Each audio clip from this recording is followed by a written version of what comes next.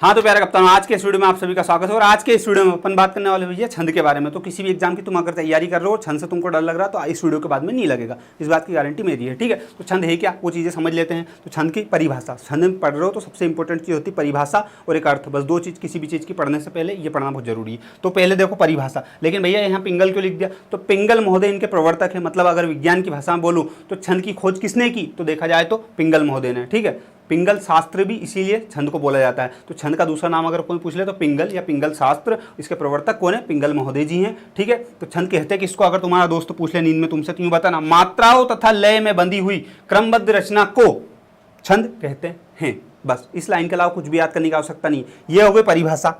अब किसी को याद करना है भैया क्या? अर्थ की अर्थ क्या होता है? तो इधर आओ। छंद शब्द चंद धातु से बना है। कौन सी धातु से? चंद से बना है, जिसका अर्थ आह्लादित करना। आह्लादित करने का मतलब क्या है? खुश करना। जैसे कविता, कविता छंद एक तरह से देखा जाए तो कविता कहानी यही होती है। ठीक है, तो कविता क्यों बोली जाती है? खुश करने के लिए। तो यही तो मैं कहना चाह रहा हूँ, यही तो यहाँ लिखा और क्या अलग से। ठीक है, अब किसी को ऐसा लग रहा है नहीं परिभाषा भैया तुमने ये बताई जो तो सही है, लेकिन हमने दूसरी याद कर ली, तो तुमने यही याद करी होगी, दूसरी में और क्या करा होगा? तो तीन परिभाषा दी है मैंने तुमको, एक ही है, एक ही है और एक ही है। ठीक है, तो मेरा कहना तो ये पहली वाली याद करो तुम, ज़्यादा सही है। और नहीं कर सकते तो जैसे ये वाली है ये कर लेना, कोई दिक्कत नहीं। तीनों को भारत सरकार से मान्यता प्राप्त है, किसी परीक्षा में 8वीं से लेकर 22 तक आप लिख सकते हो। ठीक है, इस बात की गारंटी मैं ले रहा हूँ कि तुम्हारे नंबर नहीं कटेंगे, पर ढंग से लिखे आओगे तो पता चले यहाँ अनुशासन की जगह नुकसान लिखे आओगे, तो ऐसा थोड़ा नहीं होगा। अक्षर, अक्षरों की संख्या, मात्रा, गणना, यति, गति को क्रमबद्ध तरीके से लिखना ही क्या है? छंद है, या छंद कहलाता है या कहलाती है। ठीक है, अब वो कविता है ना छंद, इसलिए कोई जेंडर का थोड़ा ना। कविता के शाब्दिक अनुशासन का नाम ही छंद है। कैसे भैया? कविता के अंदर क्या लगता है? कोमा लगता है, कब रुकना है, कब बोलना है, मतलब कुल मिला के अक्षर, अक्षरों की संख्या, मात्रा, गणना, यति, गति, इन सबको क्रमबद्ध तरीके से लिखना क्या है? एक तरह का अनुशासन है। अनुशासन को क्या बोला जाता है? छंद बोला जाता है। कविता के अंदर शाब्दिक अनुशासन, शाब्दिक मतलब कहाँ कोमा लगेगा, कहाँ कौन सी चीज लगेगी, इन सब का अनुशासन ही क्या है? छंद कहलाता है। इनमें से जो अच्छा लगे वो याद कर लो, ये याद कर लो, कविता के शाब्दिक अनुशासन को छंद कहते हैं। और क्या घर आके बता दूं सारी चीज? छंद, छंद, छंद में पूरे में भैया कई कई याद करना पड़ेगा। सिर्फ दो चीज, एक तो परिभाषा, दूसरा अर्थ, और उसके अलावा दो चीज। उसके अलावा दो चीज में कुछ भी नहीं। छंद के भेद, उसी को प्रकार बोला जाता है। और छंद के अंग, अंग मतलब क्या भैया?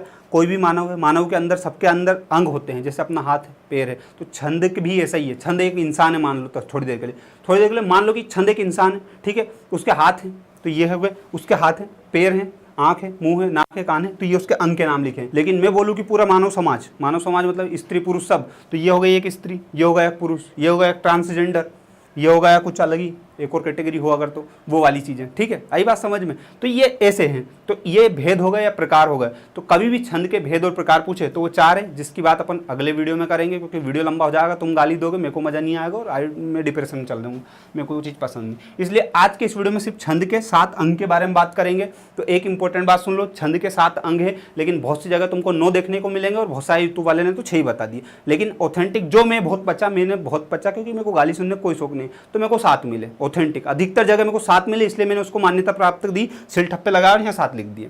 ठीक है, मान्यता मैं ही दूंगा ना, कौन देगा? इन अंक के बस मीनिंग और एक्चुअल में होता क्या ये याद करना है, क्योंकि बस यही पूछते एग्जाम में। ठीक है, तो ये चीज़ याद कर लो। उसके बाद में यहाँ पे जाएंगे दूसरे पार्ट में, और फिर तीसरे पार्ट में इसके एग्जाम्पल के थ्रू इनकी सारी चीज़ें समझेंगे, और चौथे में बहुत ऑब्जेक्टिव करेंगे। तो कुछ नहीं, धीरे धीरे कर लो, अभी ये तो करो कम से कम। तो पहला भैया चरण, इनके मतलब चरण, पद या पाद किसको कहते हैं? ठीक है, तो इधर आओ, मैं तुमको ये एक एग्जाम्पल लिखा, बस एक ही एग्जाम्पल, सारे ये जो 7 के साथ है ना, ये 7 के साथ क्लियर कर दूंगा। ठीक है, तो चरण, पद और पाद किसको कहते हैं? जैसे इधर आओ, आई मुसीबत देख के गंजे तू क्यों रोई, थोड़ा हंसना मत, रिलेट करना। आई मुसीबत देख के गंजे तू क्यों रोई, आई मुसीबत कोई भी तेरा बाल न बाका होई।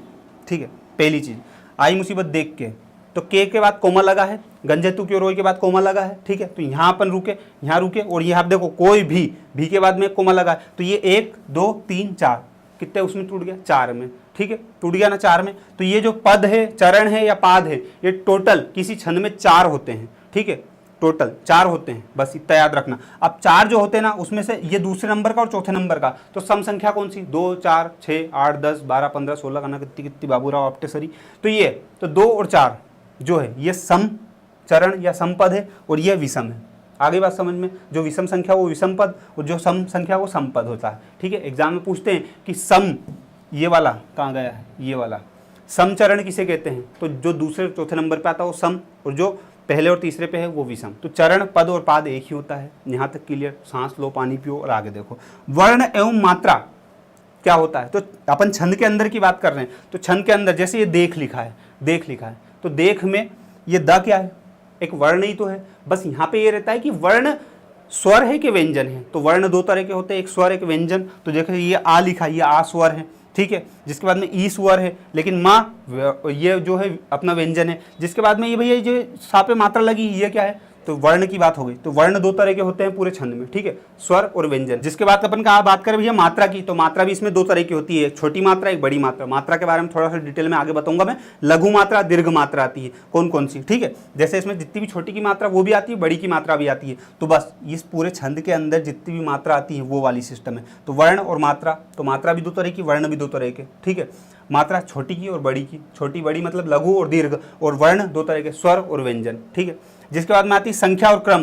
तो आपको एग्जाम में अभी जैसे पढ़ोगे और थोड़ा आगे, जिसके बाद क्या होता कि ऐसा एक वो पूरा दे देते और इसमें कहते थे कि इसमें टोटल मात्राएं कितनी हैं, तो वो गिन के बताना पड़ता है। तो वो जो गिन के बताना पड़ता है वही क्या है? संख्या और क्रम।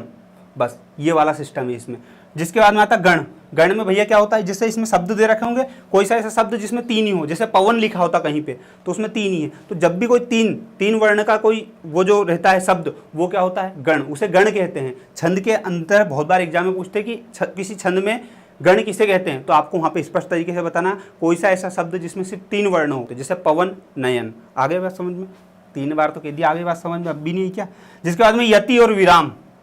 यति और विराम किसे कहते हैं? तो यति और गति समझना। जैसे इधर आओ, एक ही इससे समझा रहे हो, थोड़ा तो कष्ट कर लो, समझने का दिमाग लगा लो।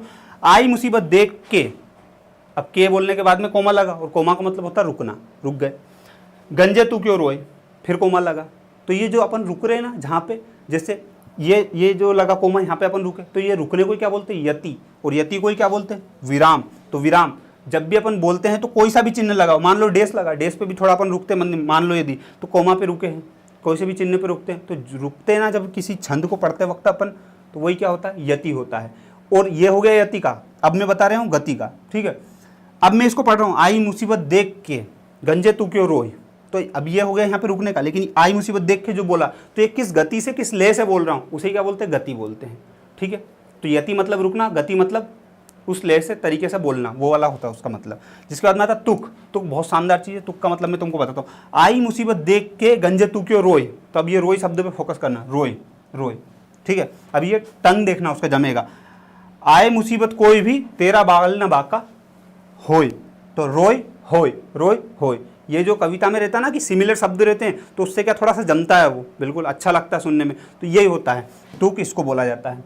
अब बिल्कुल शांति से देखते जाना, मैं कुछ इनकी डिटेल बता रहा हूँ तुमको। जैसे छंद चरण पाद के मैं बता रहा हूँ, तो छंद के 4 भाग या 4 चरण होते हैं। तो चरण को भाग भी कह सकते हैं अपन, एग्जाम में पूछा है बहुत बार कि छंद के कितने चरण होते हैं, तो 4 होते हैं। जैसे 1 2 3 4, सिर्फ 4 ही होते, 4 से ज़्यादा नहीं रहेंगे।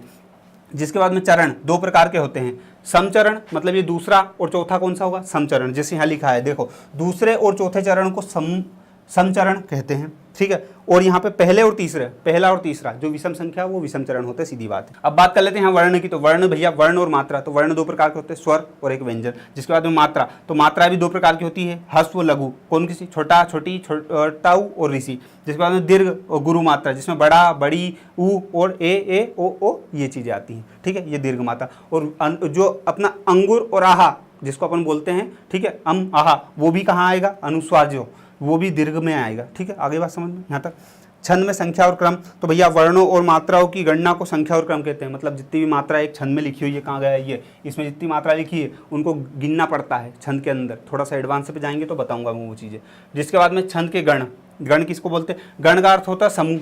समूह किनका समूह? यहाँ समूह 3 वर्णों का होता है, सिर्फ 3 वर्णों का, ना अधिक और ना कम, 3 का ही रहेगा। जिसके बाद में छंद में गति, छंद के पढ़ने के प्रवाह या लय को गति कहते हैं। बताया था ना, जिस प्रवाह से पढ़ते हैं उसे गति कहते हैं। अब तुम लोग को कमेंट में ये बताओ कि मान लो गति है लेकिन मैं उसको कोमा है तो कोमा पे रुकता हूँ, तो उस रुकने को क्या बोलते हैं, वो तुम बताओ। सब में ये बता दूँ। छंद में यति, यति मतलब विराम होता है, ठीक है। तो यति का मतलब अब देख लो, अब क्या बताओगे। छंद में नियमित वर्ण या मात्रा पर सांस लेने के लिए रुकना पड़ता है, इसी रुकने के स्थान को यति या विराम कहते हैं। जैसे आई मुसीबत देख के, अब के बोलने के बाद रुकना पड़ता है, देख के गंजे तू क्यों रोई, रुकना पड़ा कि नहीं पड़ा? तो यही तो चीज़ है, और क्या। छंद में तुक, तुक 2 तरह की होती है। पहली बात तो छंद के चरणांत कि अक्षर मैत्री, अक्षर मैत्री, रोय, ये देखो चरणांत, चरणांत मतलब ये चरण जो है उसके अंत में अक्षर मैत्री, ये ऐसे रोय और इधर होय, तो एक जैसे सिमिलर सिमिलर है कि नहीं है वर्ण, वो वाली चीजें। समान स्वर व्यंजन की स्थापना, समान जैसे या है, ठीक है, तो इसे क्या बोलते हैं, तुक कहते हैं। अगर मान लो बहुत सारी चीजें ऐसी होती हैं, बहुत सारे छंद ऐसे होते हैं जिनमें तुक बैठती है और जिनमें तुक नहीं बैठती है। तुक बैठती मतलब ऐसे समान वर्ण आते हैं तो तुक बैठ रही है, और अगर समान वर्ण नहीं आते तो तुक नहीं बैठ रही है। तो इधर आओ मैं बताता हूँ, जैसे तुकांत कविता, जिनमें लास्ट में तुक बैठ रही है उन्हें तुकांत बोलते हैं, और जिनमें तुक नहीं बैठ रही है उन्हें अतुकांत कविताएं बोलते हैं। जैसे हमको बहुत भाती हिंदी, हमको बहुत है प्यारी हिंदी, तो यहाँ पे भी हिंदी आया, यहाँ पे भी हिंदी आया, सुनने में थोड़ा अच्छा लगा। और ये एक और लिखा है जिसमें कोई मैच नहीं खा रहा कहीं से कहीं तक, अंडरस्टैंडिंग काम चल रहा है, तो ये वाला ये सिस्टम था। ये जो है ठीक है, छंद के अंग मैंने 7 बता दिए। अगले पार्ट 2 में अपन ये बताएंगे, और फिर उसके बाद इसकी प्रैक्टिस भी करवा देंगे, सारी चीज़ें बता देंगे। हिंदी की और भी क्लासेस बनाई है, अगर वो देखना हो, अलंकार, संधि, समास में करना क्या क्या सब बना दी, वो देखना हो तो देख लो, कोई दिक्कत नहीं। और पढ़ने का मन हो तो एप्लीकेशन डाउनलोड कर लो, और कि नहीं हमको कहीं नहीं करना, हम तो बस मस्ती करेंगे, तो एक काम करो, एक रोस्टिंग चैनल उस पर आओ, उस पर वीडियो देख लेना, कोई दिक्कत नहीं, ठीक है।